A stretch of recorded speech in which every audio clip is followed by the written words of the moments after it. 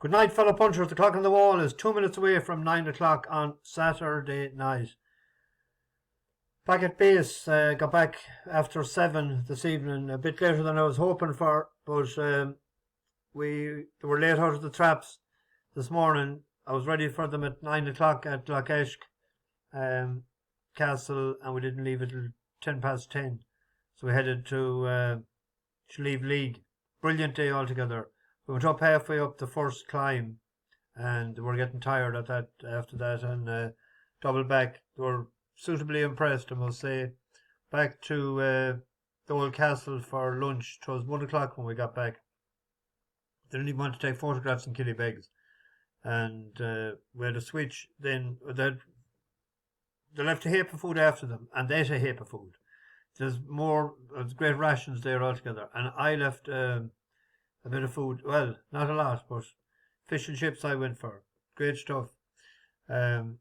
We split up then, hugs and kisses, and shared some gifts, and great chatty people altogether. I enjoyed their company, and I think they did with me as well. And Marion took over, and she was going on to Belfast. I headed for home. Took 2.5 hours and then an hour and a quarter back, so a lot of driving. Seeing timing is everything in racing. We were having the dinner when the first one went off today, Master Builder. That was at 10 to 2. I was watching it on the table beside me with the volume down a little and watching on the phone, and Buick gave it a great ride. I thought always in position. You could know when you 2 furlong pole, yeah, I think we're going to get there, and we did, won impressively. Followed up then, that was the form of the Melrose. I liked that race, as I said last night, and I actually forgot. I done cross doubles, singles, and doubles, trebles, and Yankee. And I backed a couple of them, but I forgot to back that each way. Well, I had a small bit on, but I meant to powder it because I said last night I was sort of sweet on that. I thought I had it done with the red bookie, but I hadn't. But I made a few pounds anyway today. The Ebor Forum held up. The drop in of juice in the ground suited Epic Poet. Won well. We're off to a flyer, 2 up, 2 to go. And then the sprinters. Awfully important to be drawn the right side. We were drawn the wrong side in both races. I sort of knew our fate. I was saying, shit, this is not going to happen.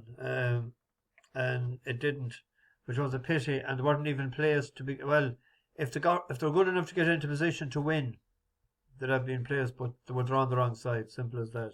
And then Banderas, disappointed with the way he ran.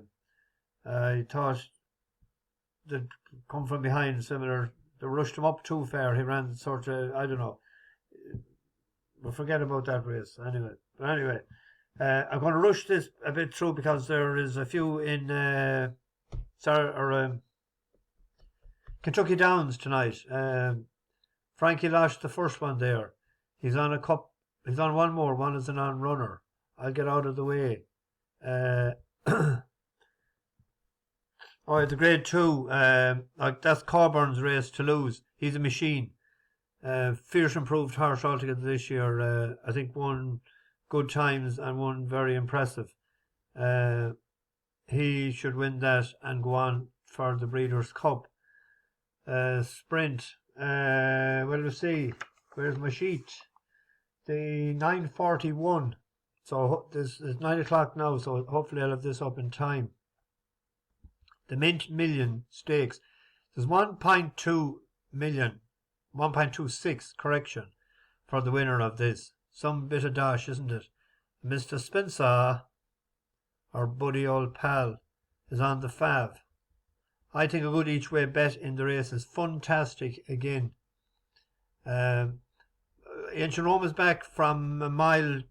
He's back in trip, isn't he? He ran at a mile 2 the last day, wasn't it? He's back to a mile. The miles suit him better.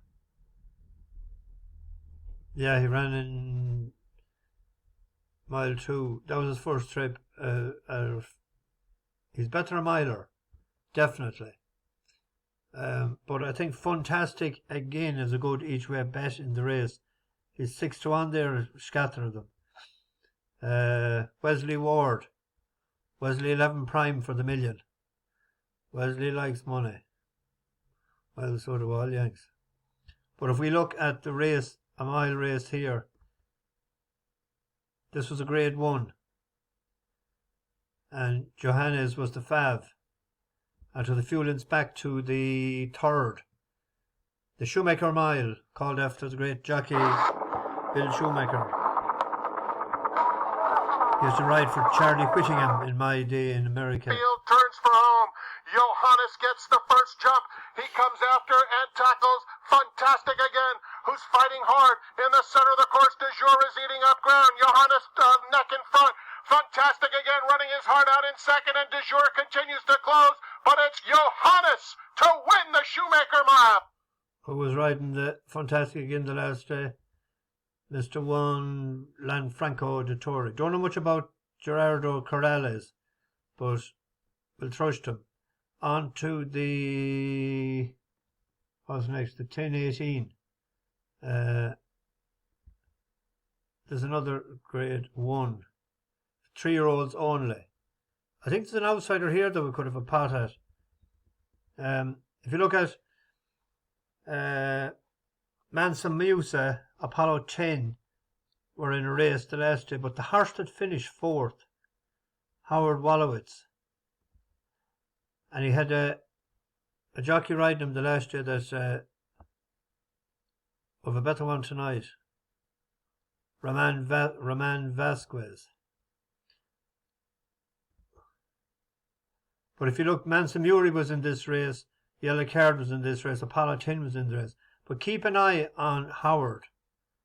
Howard runs into Bodge, and I read our the outside of Yellow Card. Him here they're on the at rail. the top of the stretch, and The cream Phantom has cap. a length and a half lead. Apollo 10 is chasing the with fab. determination in Keep an eye on second. this book. On the outside of them, Run Carson still fighting on bravely. Coming to the 16th pole at the rail, Phantom, Apollo 10, Run Carson right across the course. Howard Wolowitz just behind them. Run Carson with a final try at Phantom. Phantom fought them all off under Dylan Davis. He'd have run that race if he got a run on the rail. A big, strong horse, I think. That was only his 3rd lifetime run. He had won previously. He had won after moving yards. Good pilot up tonight. He's 15-2. And he beat 3 of them, or he was behind. Apollo 10 was slightly bit in front of him. He should have beaten Apollo 10. So at 15-2, he's shorter with the other ones there. But that's a good price each way. They're paying 3 places. Leads us to the 10:55, which is the turf race. Chief Little Rock for Lanfranco de Torre. Frankie to us, Lanfranco in America. I think Intregration. The step up and trip for Shug McKay. Good old Shug. I like Shug. But he was second behind Nation's Pride in the Arlington Million. And it was running on. It's down to 4. Talk of the Nation, Nation's Pride, they're closing in. Integration going to take the outside route. Segoy has been collared. Talk of the Nation between horses. Nation's Pride trying to go with that one. Just in behind Ancient Ropes, putting in a good bid. And down the outside, Integration. A final furlong left to go. Nation's Pride hits the lead. Nation's Pride the leader. Ancient Rome going to try to come through on the inside of Integration, but Nation's Pride in front with 50 yards to go. Nation's Pride going to win the Arlington Million by 2. Integration looking to get second over Ancient Rome. Ancient Rome was third, and that was over mile 2 in the Arlington Million. That's what I'm saying. The Ancient Mile ran out of puff. Back at a mile, he is he's better. He's a better miler. He didn't stay that day. And then if someone wanted to stick the 4 of them together in a Yankee, throw in Cogburn in the 11:31. Leads us to tomorrow. 3 bus horses running tomorrow. One is the horse Dancing Romance, 4-1 Fav or 9-2 in that region. A good 3-year-old filly. Ran well for us the last day. in Goodwood, 6 furlongs, Chikitai.